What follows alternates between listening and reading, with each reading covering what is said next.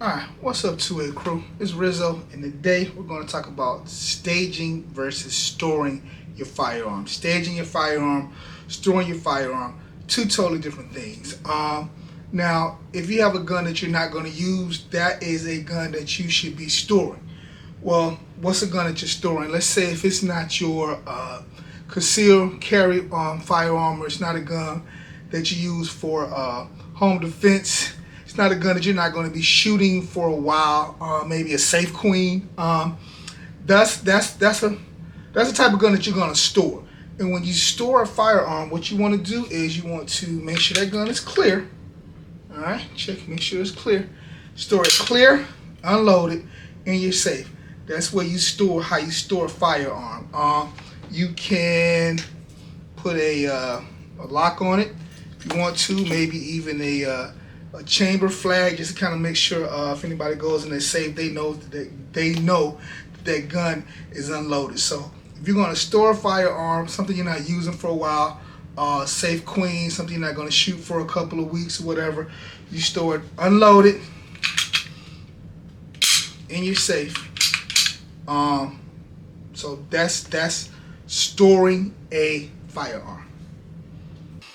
Alright, so if you storing firearms that you're not using, you're going to stage firearms that you're going to use, your concealed carry or your home defense guns. You want to have them placed around the house where you can effectively get to them in enough time. If you have an incident, you can get to them effectively and quickly to do what you got to do. So like I said, if you have more than one home defense weapon, place it strategically throughout the house. But usually, if you're going to do your gun, I say a nice little 1 or 2 gun safe. I would say that you should store them loaded, round in the chamber, extra magazine, and maybe a flashlight or something else. You don't want to put a whole lot of stuff in the case, just kind of depending on how you're doing. So yeah, magazine loaded, round chamber, my opinion, extra magazine in your safe. Alright, so about the round loaded, there are two different opinions on that. Some people just say leave the round loaded in the chamber, that's fine. Others will tell you that if you have a round loaded in your chamber, in your safe, then you should have the trigger guard should be covered so that if you reach into that safe, you're not mistakenly pulling that trigger. It just kind of all depends on what you're safe with. You may not want to have it, it's an extra added step in there. So it just depends on your level of comfortability. Are you comfortable enough reaching inside that safe, grabbing that gun that's already loaded without pulling the trigger in a high-stress self-defense situation?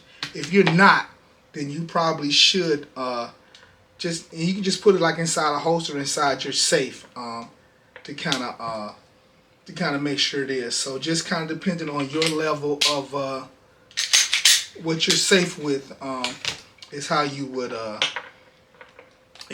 load that weapon, and I would also load it with the +1. So just load it, put a +1 in, we're good to go. So just kind of be mindful of, if you have your gun staged in the safe and the trigger guard is not covered, when you reach into that safe, you have to be safe enough to know you don't want to just reach in. Depending on where that gun is sitting in your safe and where it's pointing, you don't want to shoot something else. So just be mindful.